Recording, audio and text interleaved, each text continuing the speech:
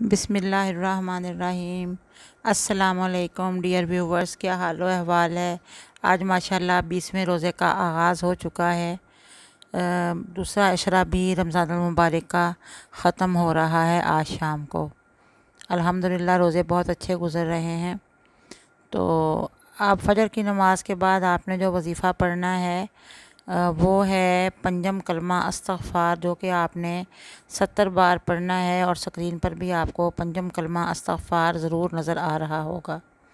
और ज़ोहर की नमाज़ के बाद आपने 17 बार 7 सलाम पढ़ने हैं। ये भी आपको स्क्रीन पर लाज़मन नज़र आ रहे होंगे। जो 7 सलाम हैं इनका वैसे भी जो पढ़ने का बहुत फ़ायदा है कि हम इनको माह रमज़ान के अलावा भी हम इनको पढ़ते रहें ये तो, और दुआएं करते रहें तो हमारी दुआएं कबूल होंगी।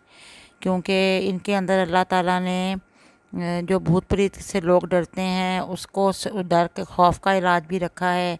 और तकलीफ़ों तकालीफ़ होती हैं, जो बीमारियां होती हैं, उनका इलाज भी रखा है।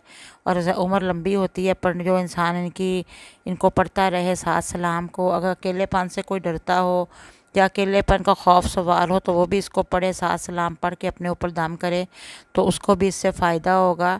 तो आज नमाज ज़ोहर के बाद आपने 7 सलाम जो हैं ये 17 बार पढ़ने हैं, जो कि आपको स्क्रीन पर नज़र आ रहे हैं। तो असर की नमाज के बाद आपने 27 बार आयतल कुर्सी पढ़नी है। आयतल कुर्सी के मुतालिक तो आपको पता ही है कि ये कुरान पाक की बहुत प्यारी और बड़ी आयत है, सब आयतों की सरदार है।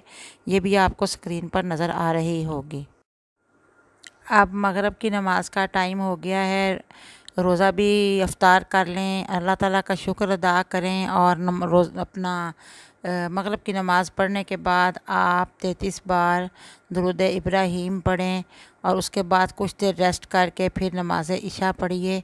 नमाज इशा अदा करने के बाद सलातुल हाजत, जो कि 4 रकत नफल हैं, उनको पढ़ लीजिए। और उसके बाद फिर आपने 200 बार अस्तग़फ़ार पढ़ना है और अल्लाह ताला से दुआएं करनी है। अस्तग़फ़िरुल्लाज़ी ला इलाहा इल्ला हुवल हय्युल क़य्यूम व अतूबु अलैह। ये आपने इस्तग़फ़ार जो है इसको आपने 200 बार पढ़ना है।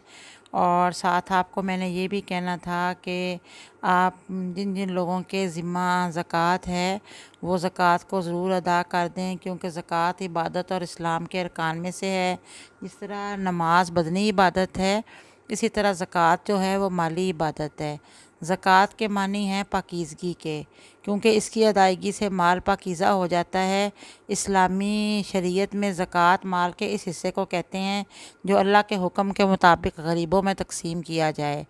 और ज़कात जो है ये हर बालिग और आज़ाद मुसलमान पर फ़र्ज़ है, मगर उस सूरत में जबकि इसके पास साल तक 7.5 तोले सोना या 52.5 तोला चांदी या इसकी कीमत के बराबर नकदी या तिजारत का सामान हो।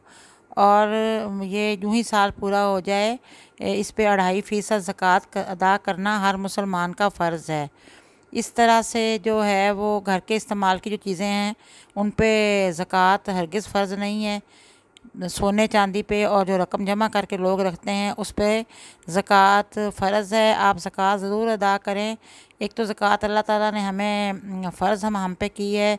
दूसरा ये है कि ज़कात अदा करने से बहुत से लोगों का फ़ायदा होगा। जो तंग दस्त लोग बेचारे हैं उनको ज़कात दें, ऐसे मसाकीन को दें, ऐसी बेवा औरतों को दें जो कमाने के काबिल ना हो या उनका कोई कमाई का ज़रिया ना हो।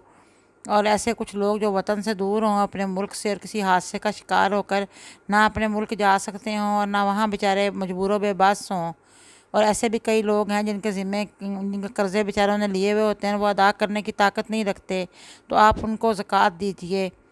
और इस तरह से ज़कात जो है उन लोगों पे फ़र्ज़ है अदा करना जो कि साहिब हैसियत हों और साहिब निसाब हों, जिनके पास 7 तोले सोना हो या चांदी हो इससे ज़्यादा।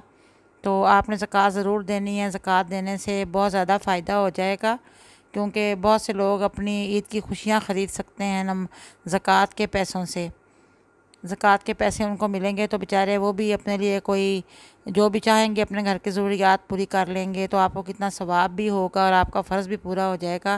क्योंकि अल्लाह ताला ने फरमाया है कि नमाज कायम करो और ज़कात अदा किया करो। अल्लाह ताला ने ख़ुद गर्ती से मना फरमाया है हमारे इस्लाम ने कि सबको माल तो बहुत अजीज़ होता है, लेकिन ज़कात को कानून बनाकर अल्लाह ताला ने ये बात वाज़ेह कर दी है कि अल्लाह ताला की रज़ा अजीज़ होनी चाहिए, माल नहीं। ज़कात से कई गुरबा की मुश्किलात हल हो सकती हैं और तरक्की की राहें खुल सकती हैं। देखिए, ज़कात ज़रूर अदा कीजिए अगर आप साहिब निसाब हैं तो, क्योंकि इसके बारे में भी हमें मरने के बाद पुरसिश होनी है, जैसे नमाज की पुरसिश होनी है। ये भी नमाज की अदायगी की तरह ज़कात भी हम पे फ़र्ज़ है। अब मैं आपसे इजाज़त चाहूँगी और जाने से कबल मैं आपसे ये कहूँगी कि प्लीज़ आप मेरे चैनल को सब्सक्राइब कर दें और बेल आइकॉन का बटन भी प्रेस कर दीजिए। अल्लाह हाफ़िज़।